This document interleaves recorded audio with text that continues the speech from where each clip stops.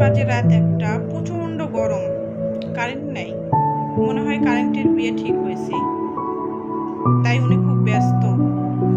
তাই ঘুম থেকে উঠে ভাবলাম একটু লাচ্ছি খাই, তাই ঝটপট লাচ্ছির প্রস্তুতি নিচ্ছি। লাচ্ছি তৈরি করব। খাওয়ার পর যদি একটু শান্তি পাই, রাতে ঘুমটা যেন ভালো হয়।